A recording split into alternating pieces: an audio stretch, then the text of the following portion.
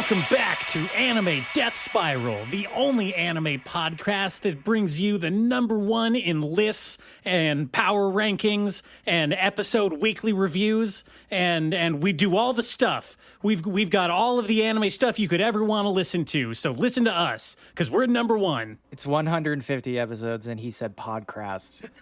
I can't believe this. I can't believe it. This is how we're going to start our 150th episode. Well, you know, you're the one that insists on recording these live, okay? You know, we could edit these if we wanted to.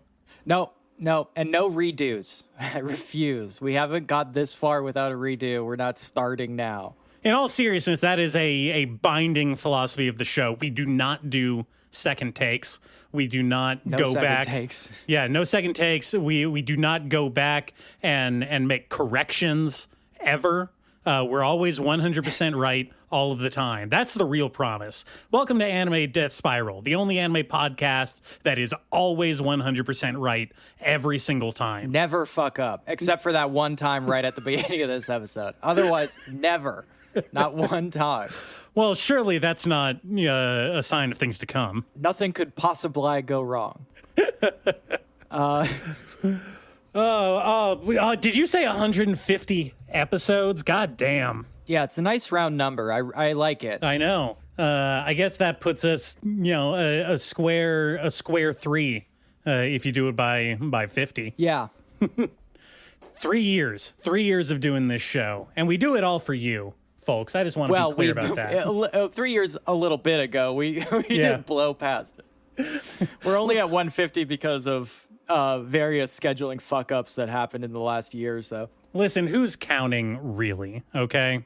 I am, as I put the episodes out. I have to check every time. The point is that we're consistent.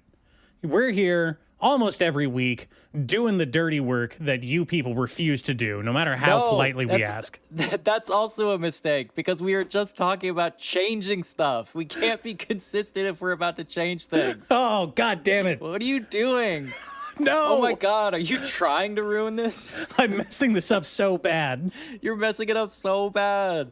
I wanted to talk about, making the show more accessible or popular or whatever, and using this 150, this incredibly attractive round number 150 as a pivot point. No, I think that's wrong. I think that this is the time that we double and then triple down on everything that we've been doing so far. But what have we been doing so far? Well, we what have we done? We did that. I've been to Japan twice during the course of this show. That's got to count for something. That's the most consistent thing about the show so far. All right, fine. We have done a lot of things over the course of the show, especially early on, that we never returned to. Some may say aimlessly in direction at points. All right, fine.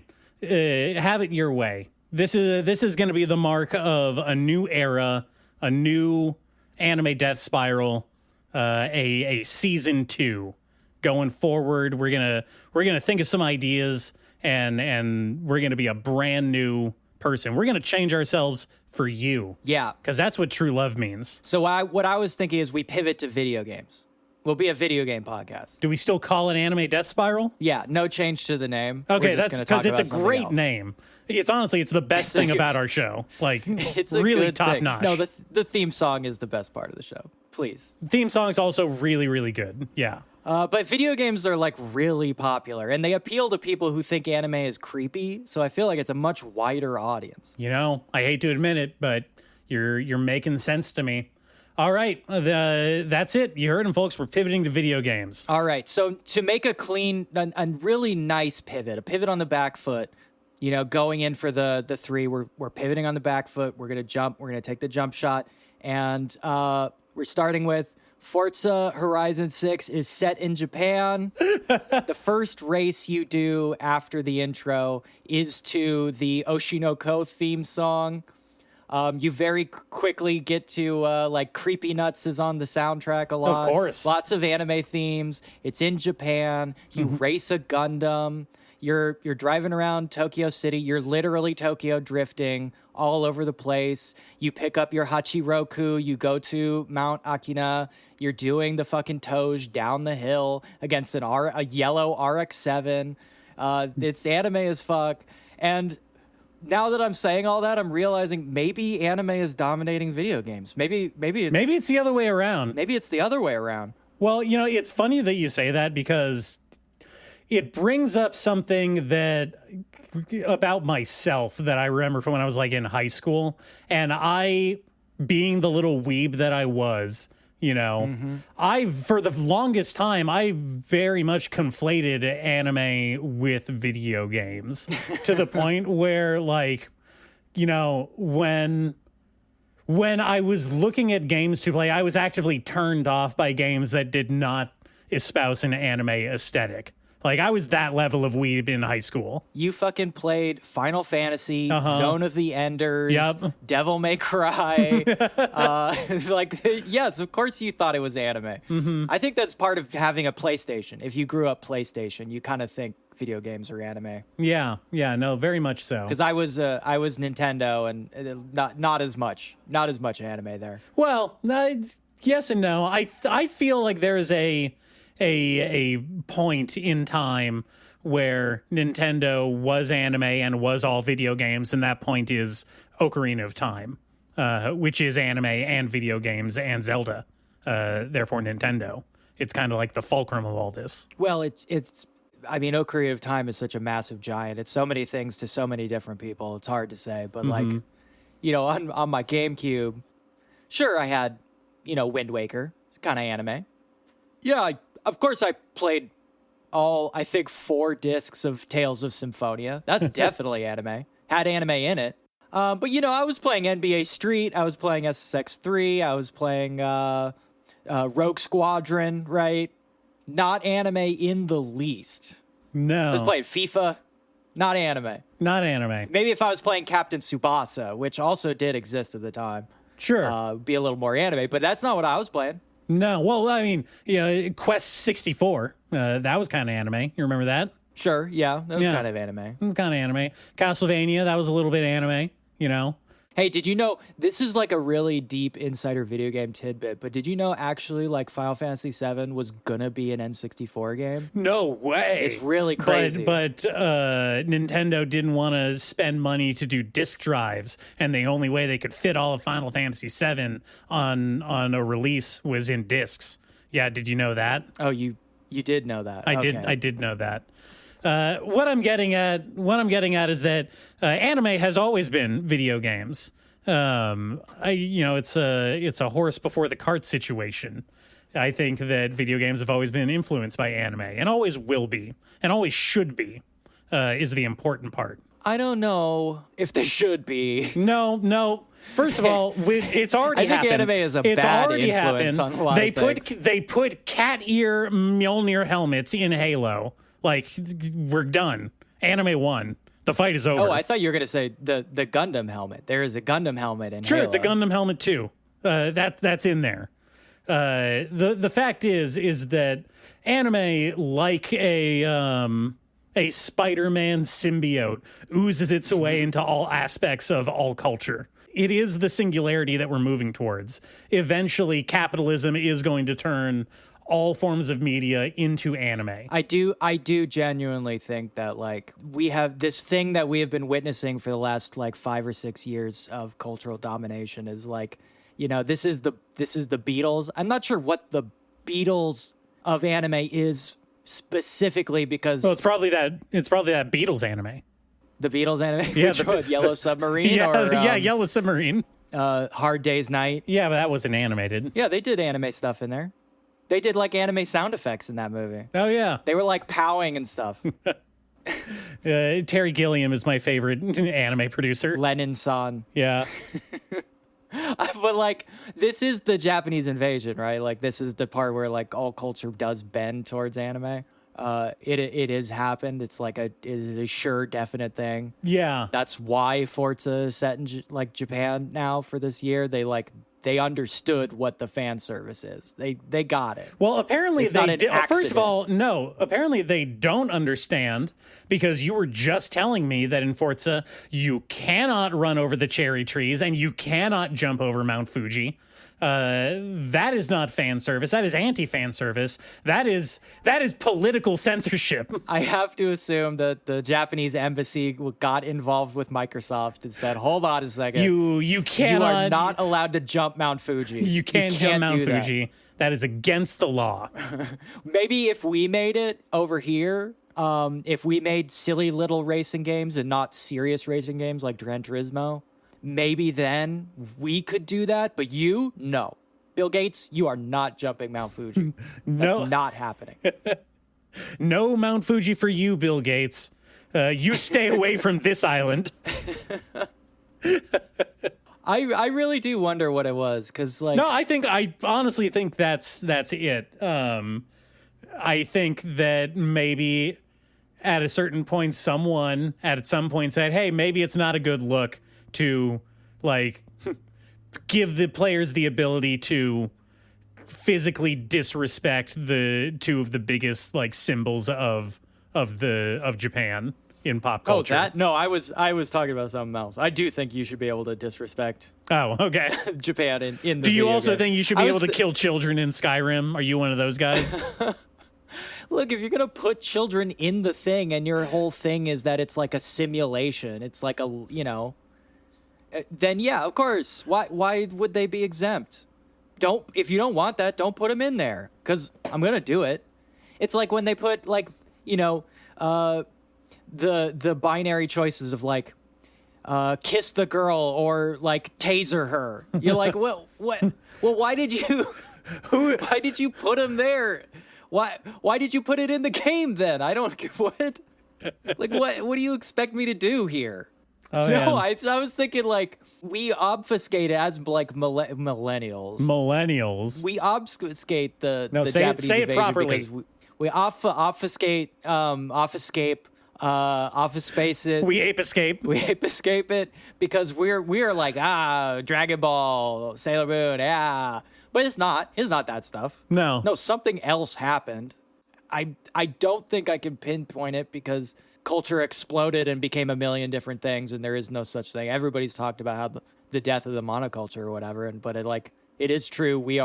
There are just shards of things flying out in every direction. I mean, I've thought a little bit about it, and I think it's like I was not joking when I say anime is kind of the end result of media produced by and for capitalist interests. Like genre fiction, for the most part, anime is concerned with being a cool product to sell, to get viewers, to sell ads, right? It is a lot of the time it is a power fantasy, a wish fulfillment fantasy kind of steeped medium. I don't want to put it down and say that like anime is low class, anime manga is low, because it's not. There's good stuff out there. Just like with any medium, any genre, there is standout titles in everything that have like amazing thought and focus and building put into creating it. But for All right, he's covering it as. I'm lampshading it. I'm covering my covering his ass ass. here. But anime is trashy. It's for weird, horny, emotionally stunted man children, or women children. Thank you Women, very children much. as well, or Women- non-binary children. Got to get them in or there. non-binary children of all kinds. Non-binary people can also be children. Yes. They can have childlike brains. Arrested development. And it's like, it is just, I hate to use this word, but it is the original slop, right? Like the entire industry, manga and light novels and anime, is predicated on volume. They put out so much of it, and like a fraction of it even gets the West's attention through official translation or even like fan translation teams. Like the vast majority of anime and manga, we've said this before, should never makes it over to Western audiences' attention at all, because there's so much of it. Like the few Thank people. God. I know, and that's a good thing a lot of the times. God. But the reason there's so much of it is because it is churned out to be consumed and discarded and, reused, recycled, whatever. But it is not like it is content. Anime is a genre of content first. And that is why it's popular, because you can consume it on purely aesthetic, visually pleasing levels for the most part. And it is built on tropes and archetypes that are easy to recognize and easy to become attached to and familiar with, like shonen. It's very legible. That's true. Yeah. It's consumable. It is content for consumption. And that is why we are seeing, in my opinion, this explosion in the last 10 years of Western anime consumption and popularity. It also has the thing where here we have kid shows made for adults, and anime is mostly adult shows made for kids. Yes, with the caveat that it's adult shows made for adult kids. Adult kids. Yeah, yes. Adult kids. Well, that is the consumer base for everything now. And it's so cynical and shitty sounding to say it out loud because it makes me sound like such a big pretentious asshole, which I am. I'm not denying it.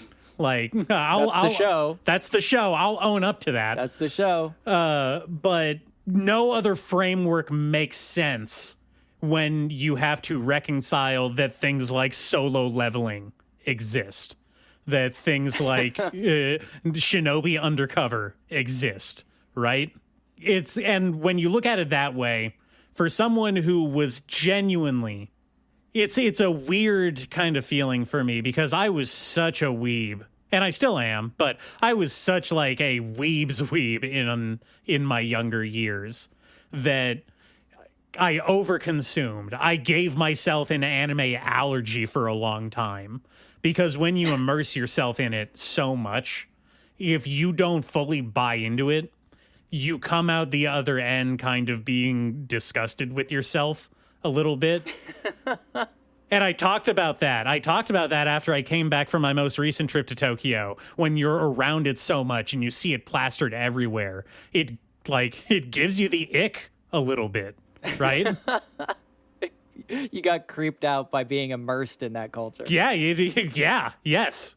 And so when I look around and I see the popularity and like the, how much we are consuming of that particular type of self-indulgent fantasy media, it makes me worried. It gives me chills. I don't like it. It makes me feel bad. And yet you refuse to read a book to this day. Well, I don't know how to read. We've been over this. No one ever taught me. I feel like one of the things that holds us back here, is this what we should be talking about on our 150 episodes? Is what's bad about anime? Yes, absolutely. Fuck them. Our favorite topic.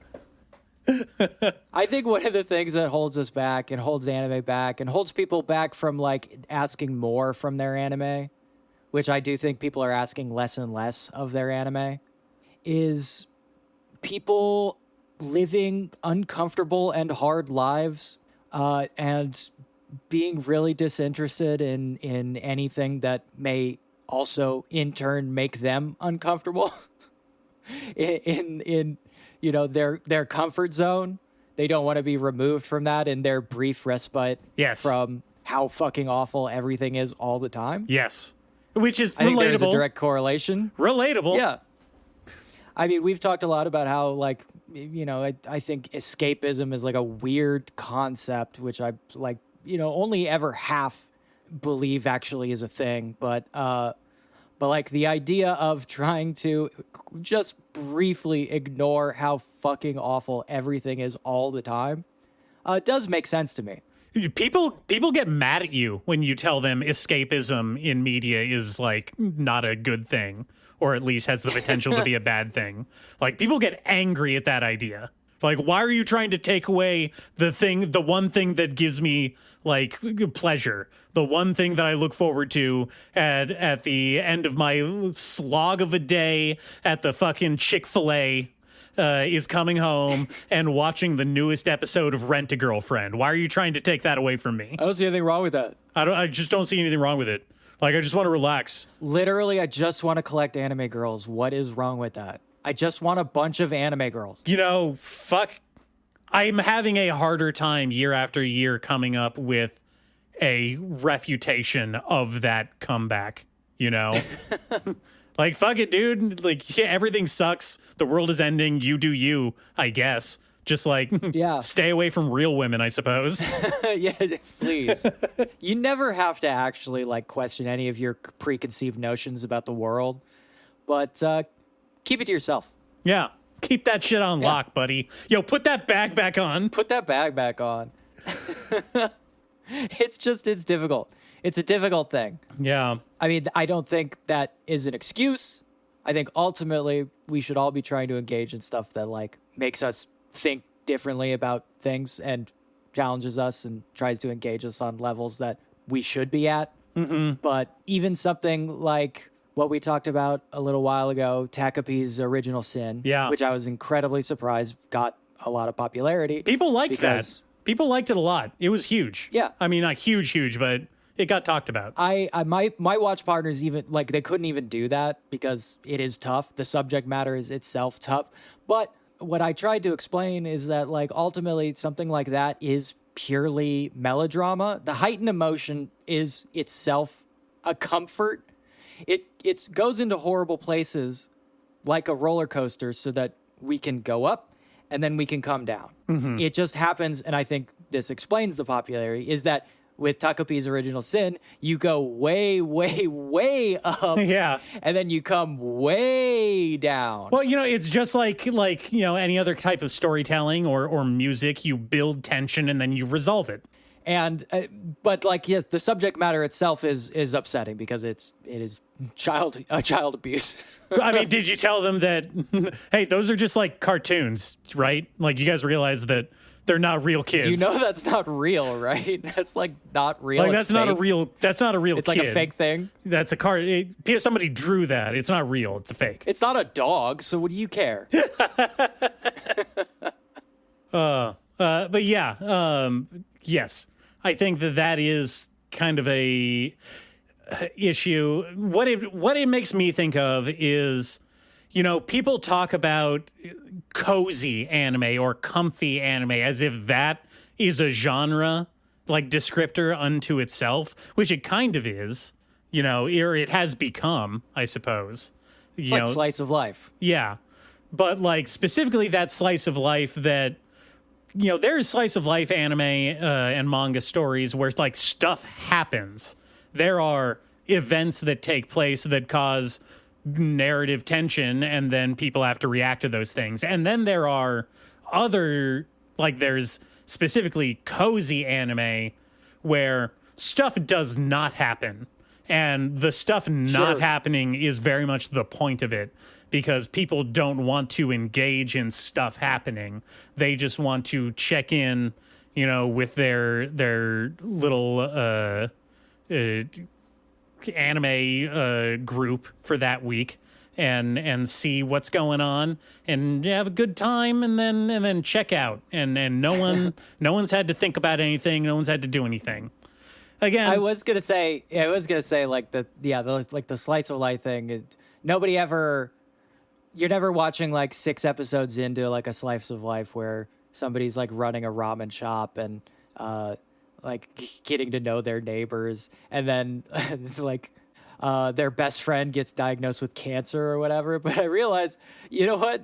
It's something in anime's favor is that sometimes that does happen. Like, yeah, sometimes that can just happen. Anime like that, which is fun. I appreciate that. And that is, you know, way back to what I said at the beginning of us talking about this. That is there's good stuff out there. There's a fire hose of content.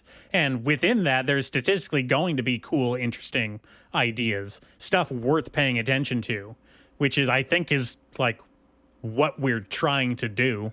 You know, we sift through a bunch of this stuff trying to find the interesting, cool little nuggets. Yeah, you want to clarify what the show is? The show is like us trying to find the good stuff in anime from a perspective I think that is unique. But that was season 1 anime Death Spiral. Now it's season 2. Yeah. And we're going all in on the super sincere slop hawking. So let's talk about Boruto.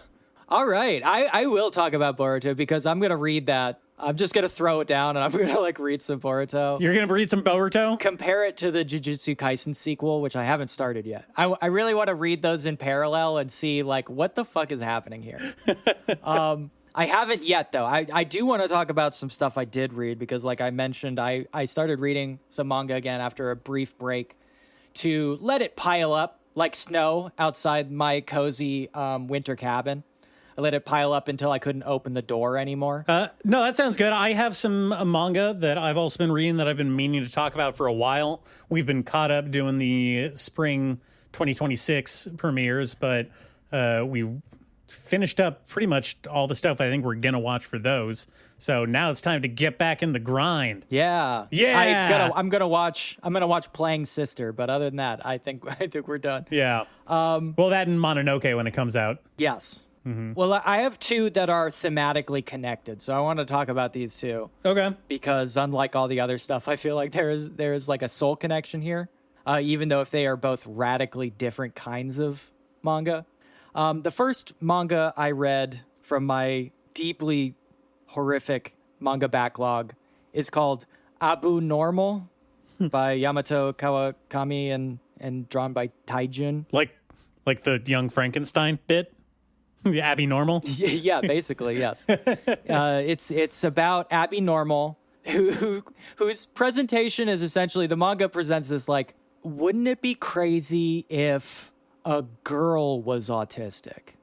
It's kind of the framing device. Okay, this is actually really interesting because this already has thematic crossover with a manga that I was going to talk about today. So good. Interesting. Oh, I think we're on a good roll then. Yeah. Okay. Go on.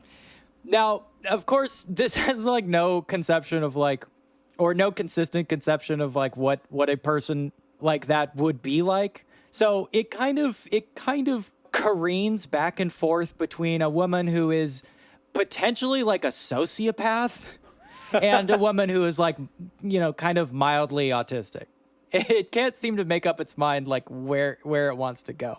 Yes, I think that a emerging theme that I'm seeing in a lot of manga is an increased awareness in common understandings of mental illness and psychological conditions, and a total lack of understanding of those things and how they actually work and apply to people. So this is going to be interesting. I have a couple of manga that from way back. One of them was a drama about being a psychiatrist in Japan. And just the concept, like, it's dramatic because it's the concept of being a psychiatrist in Japan, which I thought was very funny. It's like the Wild West for psychiatrists out there. That sounds terrifying. Yeah. And the other one was like, I'm married to a girl who has ADD. And that was the entire thing. And, as somebody who was diagnosed with ADD as a little tiny kid, back when they said that was a bad thing, and you were bad for having it, I found that one to be hilariously offensive. I mean, not just because of the mental illness stuff, but also that it portrays people with ADD as essentially being children, and he treats his wife as a child who needs to be managed. And she's like drawn as a kid, so the whole package is very funny. Yes, this is the exact kind of thing that I was talking about. Yeah, it's very funny. But this is not that. This is not about mental illness. Okay. This woman, she has very little conception of other people's feelings or how life is supposed to be led by a quote unquote normal person. And right before she turns 30, she's let go by her company because she's weird, and they think she's weird and they don't want to be around her. And apparently you can get fired for that. That's not funny. That's an awful thing that happens to people all the time. It's not good. Yeah. And because of this, she becomes obsessed with the idea of faking being normal. And that's where we enter. Yeah. She has been hired by another company where her longtime college friend works. And she's made a lot of progress in pretending to be normal. She's kind of come up with a bunch of coping techniques and various mechanisms that are imperfect. Yes, this is commonly known as masking for people. Yes. Though she, again, careens back and forth between, like, how much she's willing to do that or how much she's even aware of it. Very odd. The manga kind of finds its plot when a temp guy gets hired to the office, and he is such a massive fucking piece of shit that our main girl kind of leads the charge in humiliating him in front of the entire office and getting him fired. Then later on, he attacks her in an alley with the intention of stabbing her to death. Not cool. Yeah, and she disarms him and stabs him a bunch of times in the leg with a broken bottle, and then says, I either you die or we get married. Because she's got it into her head that she needs to be married to be normal. And this guy is terrified of her now at this point.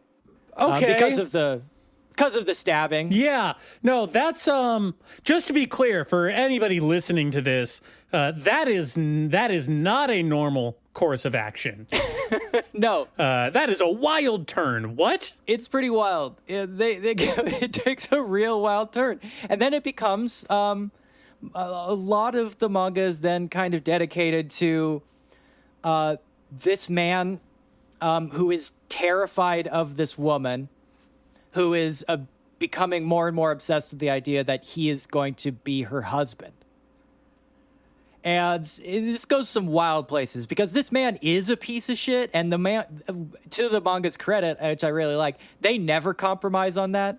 He is an absolute piece of shit. Like, he just sucks. Yeah, but he, in various scenarios, he is constantly moving back and forth from being like a horrible coward who's terrified of this woman and a standoffish asshole to everyone else, which is like legitimately very funny.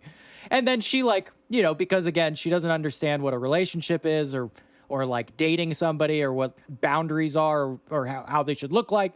She ends up kind of like torturing this guy in a lot of unique ways, including like locking him in her apartment, putting a shock collar on him. At one point, she begins live streaming him to Twitch because he refuses to get a job. And during the live stream, she tortures him in various funny ways, which gets them lots of views. This is like about an extremely toxic relationship between a person who should not be sympathetic at all, but is, and another person who is not sympathetic at all and isn't. And it's funny. It's very good and funny, and it's like very weird and strange and off-putting and not good. Is it funny on purpose? Yes, it is supposed to be like funny. Okay. Well, maybe that's has its own issues, but okay. What I think what emerges that I think is actually the interesting part of the manga that I have to assume was at some point going to be like the actual selling point is that her desperation to be normal makes every single person she comes into contact with insane. She drives everyone around her insane, and they become insane people by being around her, which I appreciate. I like that. Yeah, this is like a horrible toxic relationship story that ends, like a fun, heartwarming way.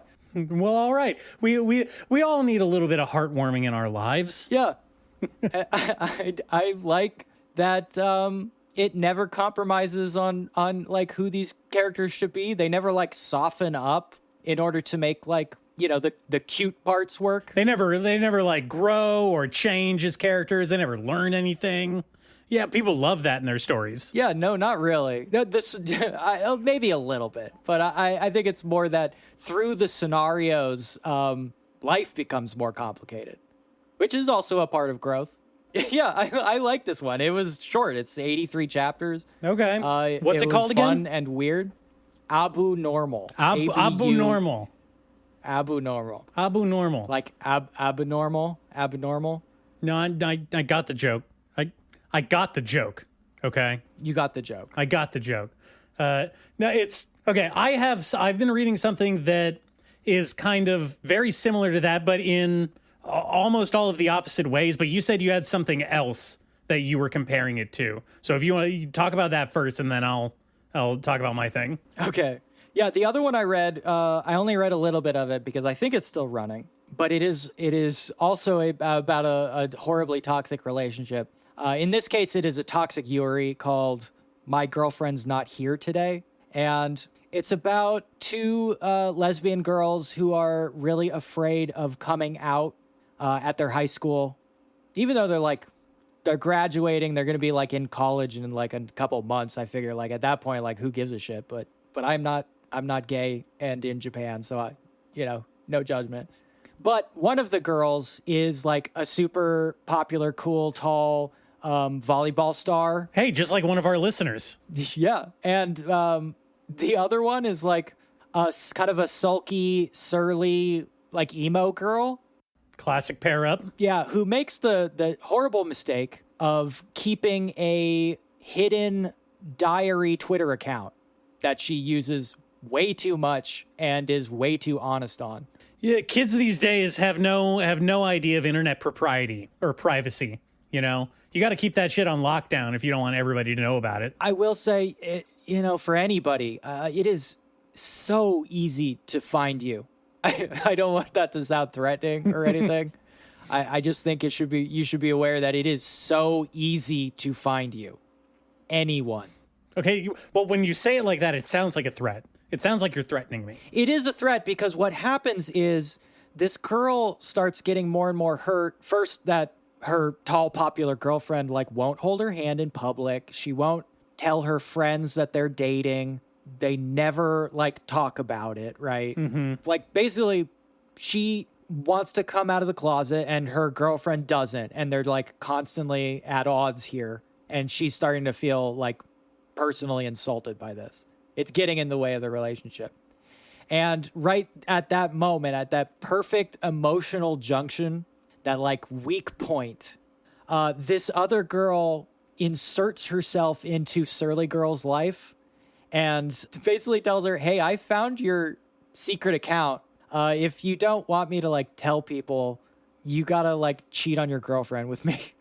Ah. And as tawdry and kind of exploitative as that sounds, it is treated with a lot of subtlety and emotional maturity that the story does not need, but employs in a really great way.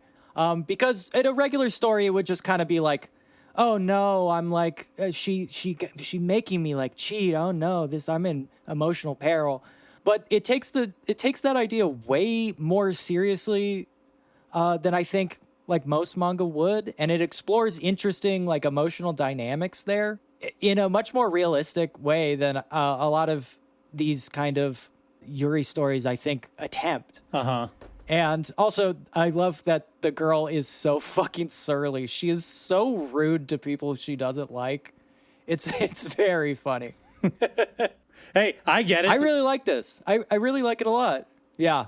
It's great, and the characters evolve, and the situation does not stay stagnant. It's not one of those things where it's oh, there's a weird love triangle that just stays precarious for the entire time. This plot moves, and things change. Dynamics are shifting.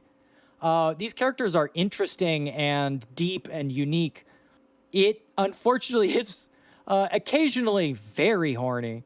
Yeah, I was going to bring that up. I'm looking at some of the volume covers for this right now, and yeah, I can see what drew you to it to begin with. You fucking weirdo. It is not as horny as those covers would make it seem. I think that's bait, But okay. the author does make explicitly at one point, they were like, there is a cheating scene at some point in the manga, and I didn't want to do that like off screen and be a coward. I wanted to like depict that scene like as it would be, because it's like, this is a cheating manga and I want to depict the cheating. It was actually really brave and forward thinking of me to draw these high school girls having sex. I'm not going to like judge this, but I don't know who she is. It is a woman who draws this, but I don't know who she is, what her opinions are, why she wanted to do that stuff, why she chose this particular way to do it. But no matter what, either way, the thing that wraps around all that stuff is like absolutely very engaging and is like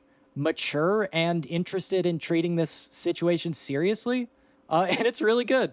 Some wild ass toxic Yuri shit. Okay. So what is the thematic connection you were talking about? Because like I see some stuff with like relationship, manipulation kind of stuff going on in both of them. This is like deeply unwell people in initiating extremely toxic relationships. Okay. All right. And very destructive ones. It's sometimes physically, sometimes emotionally, but both very, very not good. Doesn't seem like it. This is decidedly not a cozy anime. Where's my coziness? Where's my comfy Yuri anime? Oh, this is not cozy at all. This is like very, very uncomfortable and anxiety inducing. The things these characters are having to go through is not funny. It's not funny or cute. It's like tough. It's like bad. Well, I find that interesting in comparison to other more like grounded Yuri kind of stuff that we've read before, like How Do We Relationship, which I kind of think is, I mean, it's a really good story. And that is also one where it is not shying away from the more difficult, harder aspects of, being in a same-sex relationship in a culture and society like Japan. Like that, that comes up a lot, and they break up and they get together with other people, and it's messy, and it's like it's more than messy. It's very messy. That one gets dark. That relationship takes some dark turns, man. Yeah. I like that manga, but it gets harrowing. So it's interesting compared to stuff like that. I've been reading something that is not cozy, but definitely not going to the places that these ones are. But when you were talking about Abu Normal, it got me thinking about something that I've been reading recently in terms of how Japan treats like neurodivergence and ADD specifically in its manga. Oh no. Okay, so I have criticisms, but I also have a lot of nice things to say about this one. Okay, all right. So I've been reading, and you said that you've heard about this before too, a manga called Yane no Shita no Artemis, which is I guess you would describe it as a rom-com. It's about a literary otaku. Not your standard run-of-the-mill anime, weirdo. This dude is a reader. He reads books with words on pages, and he wants you to know about it specifically. Gotcha. So he's pretentious like us. Oh yeah, no, he's a absolutely insufferable little pretentious art nerd. And it is about like he's like just kind of like a slack off kind of loser dude. He doesn't really have any permanent jobs. He's just kind of bouncing around from gig to gig when an old friend contracts him to be a personal tutor. I think the premise is where a lot of people are going to bounce off, because on paper it sounds really bad. He is contracted to be the tutor for a 22-year-old who never graduated. Back to schooler.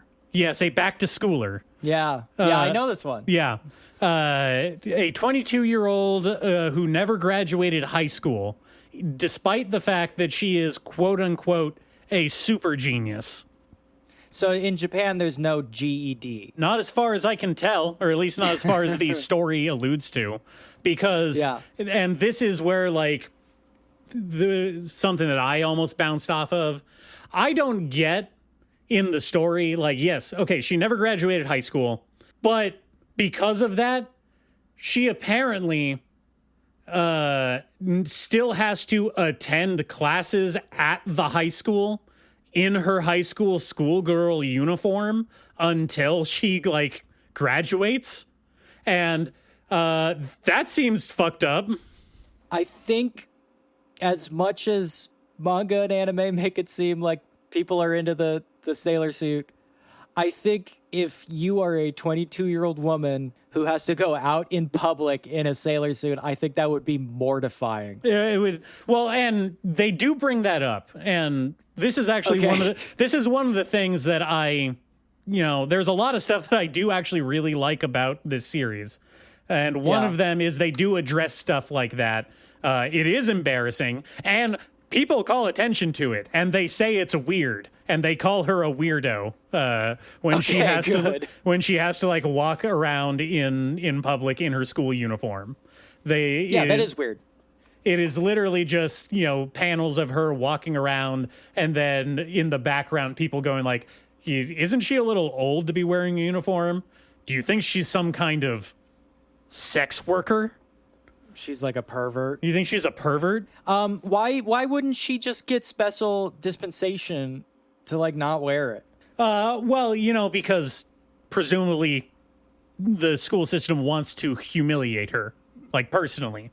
Yes. I keep forgetting. Yeah. that's the purpose of the public education system. Yeah, I mean, it seems so. It's especially in this setting. Lots of decisions made specifically to just humiliate someone into compliance, which gets back to what I was saying about like her as a person and neurodivergence, because once they introduce the character, they introduce the character as her being the high school quirky super genius character type that you see in all of these anime, right? Yes. And once they actually start getting to know the character in depth, the main character in her, it's pretty much very clearly established that, like, yes, she's very smart, but more so, like, she has incredibly severe, untreated ADHD. Well, can I ask you this? Just about the smartness. Like, is she like comically smart? Like, is she like Dr. Stone level smart? No. So, and this is one of the things that I really liked about her characterization is everyone calls her a super genius. They allude to her in those terms, like like the Dr. Stone type, the L, the Light Yagami type, Yeah. But the first thing that we learn about her is that she's only good. She only excels in specific areas that she just happens to have a personal interest in. Because the reason that she is not graduated is because she actually just really likes math and science and is really bad at interpreting English. And she's a STEM lord. She's a STEM lord, but she failed PE. She did fail PE, actually. Yeah. She got special dispensation from PE to be able to stay in her lab room and do homework during PE session. Wow. Yeah. She's that kind of nerd. Why didn't I think of that? Because you would have hated being in the lab too. I would have. Absolutely, I would have. And again, she's not the Dr. Stone hyper genius type. She is incredibly good at rote memorizing facts from a textbook, specifically in a handful of subjects that she just happens to like personally. Because it also establishes that there are areas of science and math that she is also bad at because she has no interest in them. Right. And so she just ignores them. And so Typical that is STEM lord. Yes, and so that is the setup. Is she is like she's actually this socially awkward, kind of like prone to hyper focus obsessions kind of person, as opposed to a true like anime super genius type. Right. And his job is to use his vast knowledge of pretentious literary trivia to somehow whip her failing grades into shape so that they can finally graduate her out of school. Only in literature though? Like doesn't she have large gaps in other subjects? She has large gaps in all other subjects besides science and math. And yes, they decided to hire a one-fits-all tutor who only specializes in obscure Japanese literature from the 1950s. Great. Okay, makes sense. I don't know if I mentioned this before. He's a diehard Dazai fanboy. Like, that's his character. Oh yeah? Yeah. He's a Mishima hater. Yep. Absolutely. Yeah. Okay, that's cool. I'm down. And so that is their relationship is, and I want to clarify, he was not a random choice to like tutor this person. He is generally known amongst his peers, I've gathered, as being like that, hyper competent but aloof, archetype. Yeah. He's a cool, smart, actual genius guy. He's just so smart that he doesn't have to try at anything. He's a Rick Sanchez. He's a Rick and Morty, Oh God. Yeah. Don't put it like that. That's so off-putting. Well, he is genuinely off-putting a lot of the times. And their relationship is him kind of like learning not to be such a pretentious, off-putting edgelord and connecting with this person and teaching her how to connect to her more emotional kind of interpretive side, I guess you would describe it, to stop being such a STEM lord. But I like that they acknowledge that those aspects of the way her mind works, right? They never come out and say, this character has ADD. I am a doctor and I am diagnosing this character with attention deficit disorder as defined in the year 2026. No one ever does that. So far. So far. So far. No one does that, but they do, allude to a lot of common symptoms of what it's understood to be, today. And one of those is specifically the hyper focus aspect of it, because that is really the core of it. It's not that she's super smart.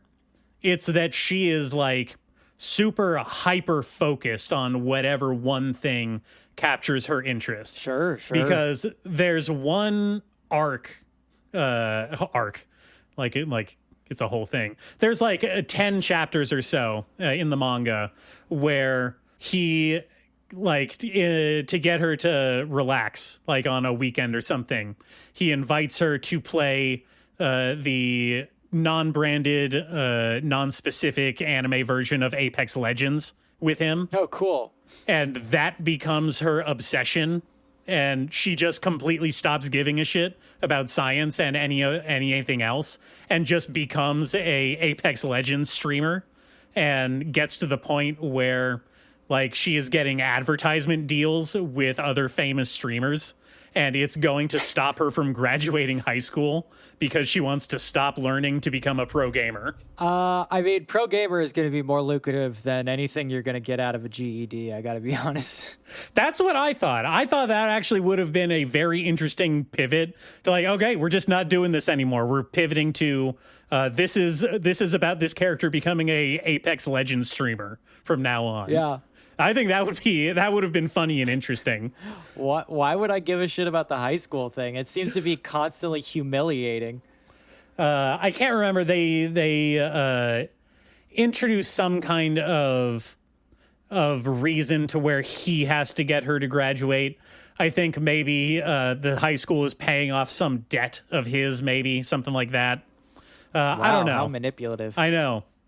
Like, that's all stuff that I really like about this manga. The big issue that I had with it, other than the fact that it's like doing the whole back to school thing about like an adult woman having to hang out inside of an actual high school with other kids. Yeah. Does she have to join clubs? No, mercifully, they seem to have completely abandoned the idea of her interacting with the other students at all. Because, like, she gets to take all of her classes alone in, like, just an unused classroom with her tutor. So, with her turtle. With her tutor. With her turtle? Yeah, with her tutor. Well, then, like, why go to the school at all? I have to believe that this was something that was put in the initial pitch that editorial liked. Yeah. And, like, that was the foot in the door. And the author was just waiting to, like, all right, they bought the pitch. I have a serialization now. I'm just going to avoid this as much as possible because I don't like this aspect. Yeah. Excuse me, editor. Are you familiar with Dangerfield-san? Yeah. Because I have this pitch. Mm-hmm. And you know, this is kind of leading into one of the criticisms I have of it because of the author obviously wanting to avoid spending as much time at the high school as possible. You know, we do a lot of scenes of the literature otakus, like of him being at his college campus, which is obviously where the author wanted to set the series to begin with. Because like half of the scenes take place there instead of with the main protagonist girl.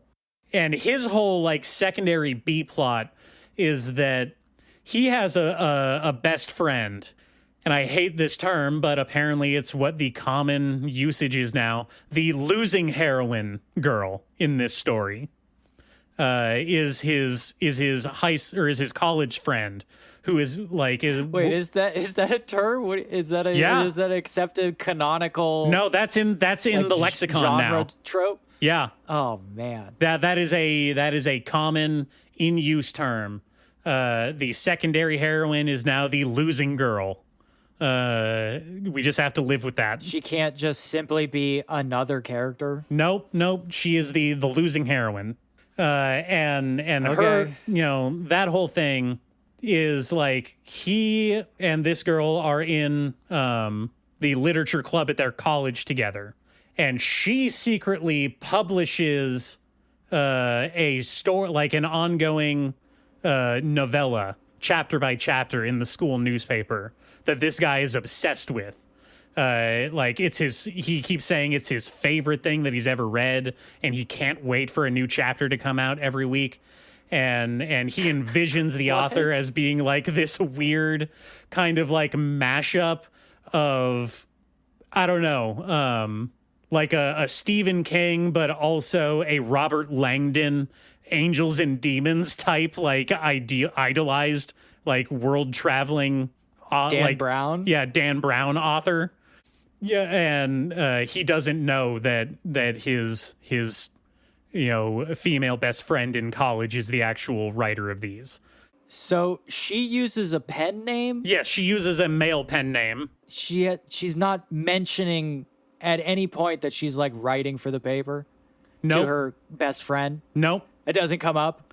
Hey, my best friend, are you still writing fiction? Because I knew that was a thing you did. Well, you see, it doesn't come up for reasons because she also has a secret crush on him. Again, I don't know why you would. This guy kind of sucks most of the time. He is a pretentious book snob, which is the worst kind. Okay, but is he hot? Yeah, you know, he's kind of hot. Is he tall and hot? Yeah, he's kind of tall and hot. Okay, then there you go. Yeah. God, authors hate this one trick. It works every time. It works every time. Yes. And so what I'm getting at is the author of this manga has made the mistake of making their secondary female lead character much more interesting and charismatic and have way more chemistry with the lead than the person that they're ostensibly trying to sell in the narrative as like the romantic interest, which is what they're doing with Genius Girl. Like that's pretty obvious. Yeah. But they have absolutely no romantic inclinations shown so far. Like, as far as I can tell in this manga, like, these characters have a strictly professional, if somewhat, like, jovial friendship with each other. Like, they hang out a little bit. They don't, like, flirt with each other. It's mostly him trying to get her to pay attention to subjects that she has trouble, like, understanding. Yeah. And then all of his, like, cool and, emotionally resonant dialogue and character developments get shoved onto this other girl that is very obviously getting set up to be, like, shot down at some point. And it feels bad. Right. It sucks. Like, I don't like that. And it just doesn't make sense. It just doesn't make sense, I was gonna say, is this the kind of manga where, like, she's a girl because that's just what you expect from this dynamic? And, Yes. like, she could easily just be a dude and it wouldn't be a problem. Yes, she could easily just be a male character. And actually, if there was still romantic tension, that would be a much more interesting story. I'm going to be honest.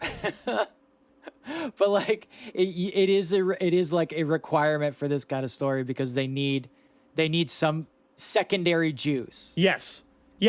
But they made the secondary juice sweeter than the first squeeze in this case. To use a very unclear metaphor. So, and so in the most recent chapter, like, I'm just going to spoil this because I don't give a shit. Like, I think the author realized this about the characters, like, oh shit, I'm writing myself into a corner with them because obviously, like, they're really good together and they have great chemistry and I have fun writing them talking to each other because, surprise, surprise, these two characters that are both, like, literature nerds have a lot in common and they have, like, stuff that makes sense for them to bond over and have conversations about, as opposed to being forced into a weird situation with. And she's like the female Charles Dickens. Yes, exactly. Yeah. The sexiest Charles Dickens. The sexiest Charles Dickens, and he loves her shit. Yep.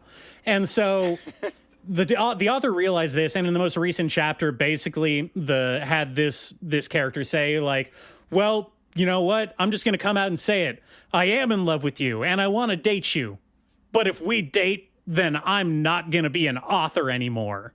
And it's like, wait, what? Why? What? Why? What? What? Yeah. The character's reasoning is like, well, it turns out that you're the only one who likes my stories in the paper. She has revealed that she's the author at this point, by the way. This was a big reveal. She's revealed that she's the author that he likes, and she said that you're the only reason that I kept writing because you're the only one who ever praised my story.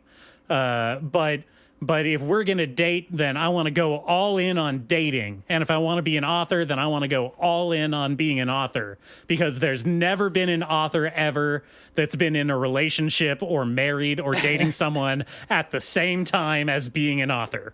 That is true. And a woman. Yeah. Hard facts, never happened. So choose. Either I give up writing and we date, or we don't, and I guess I'm be an author. And he's like, I like your writing more than I like you. Well, that's actually, it ended in a really good joke because, first of all, you expect him to do the noble thing and say, like, no, you need to focus on your art. You're such an amazing talent. I can't take that away from the world. You need to focus on that. And I don't want to be responsible for distracting you. That's what you expect him to say, because that's what she's thinking he's going to say. And then he's just like, actually, no, you should give up being an author and you should date me. I want that. I want us to date.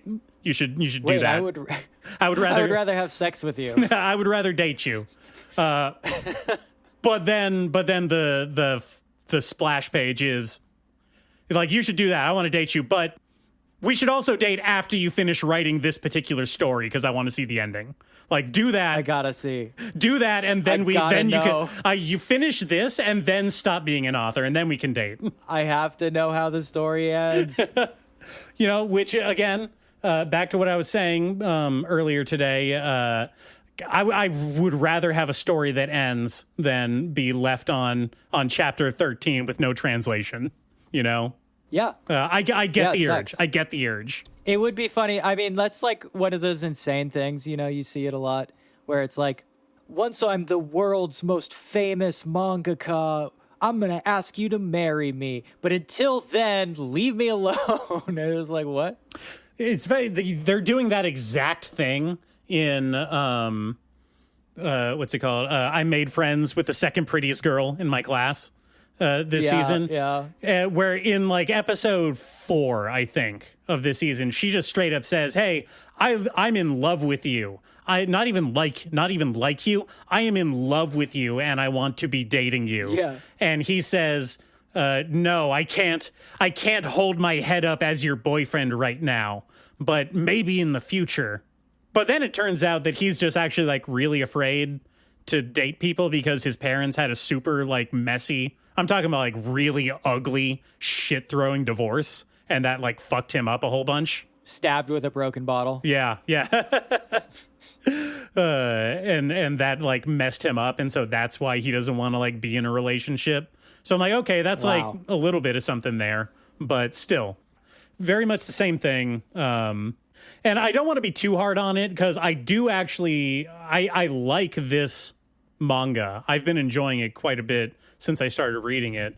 I just wish that it didn't feel like it had to swerve back into doing the more, what feels like editorially mandated story beats whenever it like starts hitting a stride in its writing that like has some juice to it, Like I thought the Apex streamer like little story arc was an interesting beat that they should have explored more, because it introduced the idea that this girl's problem is not that she's like emotionally stunted or that she's some kind of aloof hyper genius. It's that she has brain problems that make her hyper focus on like anything that gives her brain a little dopamine hit. Yeah. Very relatable. Yeah, super relatable. I like stuff like that. I like the way, the main dude and his book nerd girlfriend are written. I think that they have genuinely really funny like dialogue, and they make a lot of like really interesting book puns, like when they're talking to each other.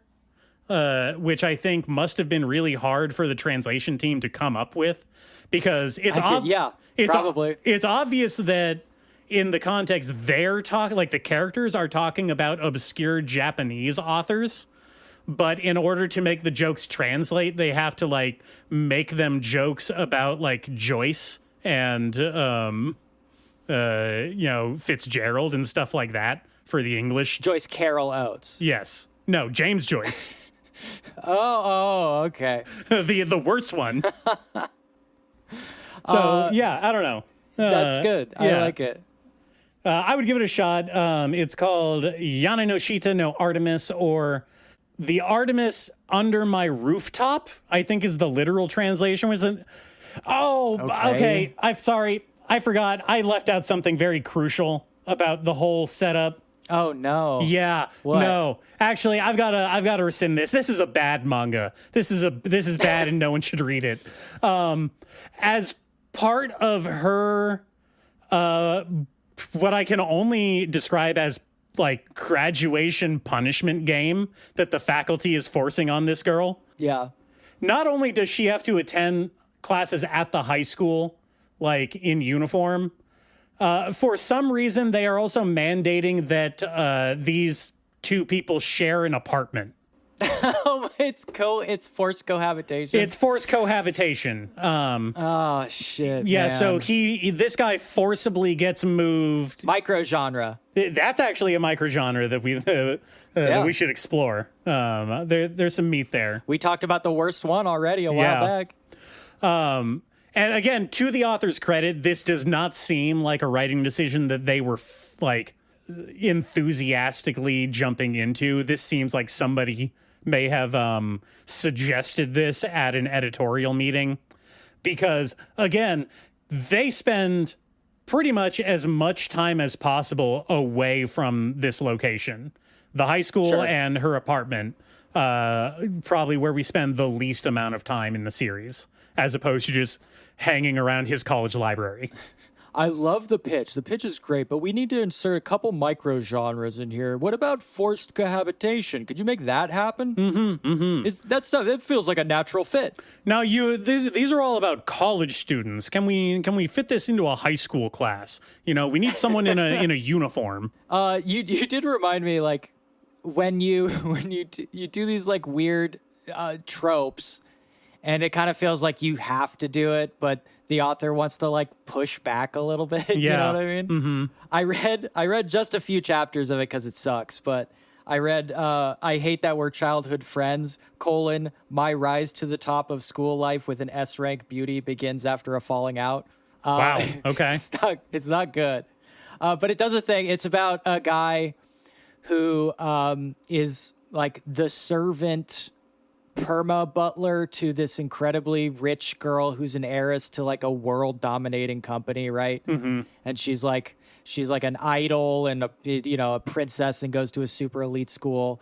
And one day, the manga starts with one day, she humiliates him so thoroughly, in a really tame way too. I find that very strange. She like invites him to karaoke, and he puts on a suit jacket because he's kind of awkward. And when he shows up, they're like, look at him. He's wearing a suit jacket to karaoke. What a fucking loser. You fucking suck, dude. I don't know why. It's like, oh, he wore an awkward jacket. But he becomes so fucking furious that he decides he's going to quit the job. He's going to cut off all contact with her and her entire family. And he's going to mostly dedicate the rest of his high school career to like basically destroying her. Yeah, most reasonable crash out, in my opinion. Yeah. Not proactively, but like he's going to like fuck with her with any way he subtly can. Yeah. And I think that the manga does that I do like is that he will like just kind of like hang out. He'll meet every few chapters. He meets a girl who is like kind of awkward or whatever. And he like discovers her secret or like helps her with her self-confidence. And within like 3 or 4 days, she is so desperately in love with him in kind of that regular anime way, except at the end of it, they all are like, they're all like literally about to go, I love you. I need you in my life. And at that moment, another girl comes in and interrupts them. And he moves on to the next girl, and then they deal through the cycle where he learns like her good qualities, and like she learns that he's like not an aloof asshole. He's actually like super cool. And then right as she's like, I love you. I need you in my life. Then another girl comes in. And I like that instead of like the girls playing coy, there is literally a moment where they're like, you are my soulmate. I need you in my life. And he's like, anyway. This is like the evil version of 100 Girlfriends Who Really, Really, Really Love You. Yes, it is. Except he does not give a shit. There's one point where to save a girl from getting killed or something, he like makes out with her in front of some enemies. And it's her first kiss, and she's like so shell-shocked afterwards. She's like, what the fuck? What just happened?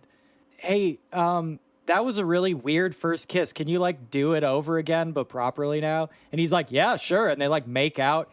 And she's like, so we're like going out. And he's like, what? I can't hear you. I'm out the door. Bye. It's really weird. Okay, I just want to push back on one thing. You said they made fun of him for wearing a suit jacket to karaoke. Yeah. And I just want to point out, we've all known a kid who wore a blazer to high school every day, and we absolutely made fun of that guy. So it's not unheard of. Just saying. It's like, yes, but they dunk on him so hard, he ruins his life. Which, by the way, like, I ain't even mad. If that was me, that's impressive. If you can destroy someone so thoroughly with your words, that is a skill worth fostering. So, fuck this guy. And she doesn't even not like him too. That's the thing, is like, it's not really that big of a deal for her. She just, because he's her subordinate, she thinks it's funny to like fuck with him. And so she does this, and then later on she's like, what? I didn't even do anything that bad. Why is he like literally abandoning us and like cutting all ties? Like, doesn't he know I like him? Isn't it weird, just like the concept of like high schoolers having like subordinates under them? Isn't that a weird thing? It's fucked up. Yeah, it's fucked up. It's all that weird vestigial hierarchical, aristocracy shit. Yeah. That is so prevalent in manga and anime for some reason. Yeah. Yeah, man, I hate that stuff. Anyway, that's 150. Hey! Woo! That's the big 150, baby. We talked about some weird manga. 150. Yay, we did it. Another year We of did doing it. this. Jesus Christ. Hey, you know what? We wouldn't do it if we didn't like anime at least a little bit. And I guess I have to admit that maybe I like anime at least a little bit. Okay? So, here we are. End of season 1. This is it. End of season 1. End of season 1 of Anime Death Spiral. When we return, it'll be exactly the same, but maybe like 1 or 2 changes. Yeah, nothing too scary to wrap your head around, but wait and see. We got some surprises in store. We got stories for days. Don't you worry. Oh yeah, for sure. We're gonna be ranking shit. We're gonna be reviewing shit. We're gonna be recapping shit. We're gonna be power scaling. Great. Oh, we're gonna be power scaling. We're gonna be power scaling like crazy. We're gonna have guests. We're gonna do crossover promotion with all of your other favorite anime podcasters out there. Yep. We're gonna be Twitch streaming. We're gonna be doing video essays. Yep. Be on the lookout for the big face reveal episode. That is gonna be huge. Yeah, we're gonna get crazy active on social media. all those things that you want and that we love doing. We fucking love doing that shit. We haven't done any of it so far, but that's because, Well, I'm just savoring it. I'm just savoring it, Yeah, I would just be, I like thinking about it. It's like fun to think about. Okay. Tall, beautiful, handsome listeners. That was episode 150. Go do the stuff, like, download, hit buttons, give us the thumbs. We like it when you give us thumbs. And we will see you next week for episode 151, where we're gonna get just absolutely blasted on rum. That Malibu. Oh, I was going Mew. It's the Mew episode. Oh, sure. I guess I am gonna be drinking Bacardi 151 though. Like I am gonna be doing that. Okay, we'll be downing Bacardi and talking about Pokemon. All right, sounds like a plan. Bye. Bye.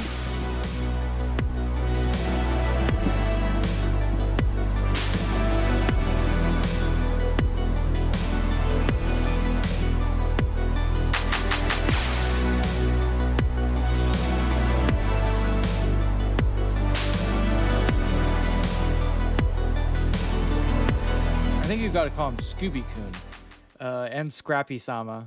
Yes, he is afforded a certain amount of respect.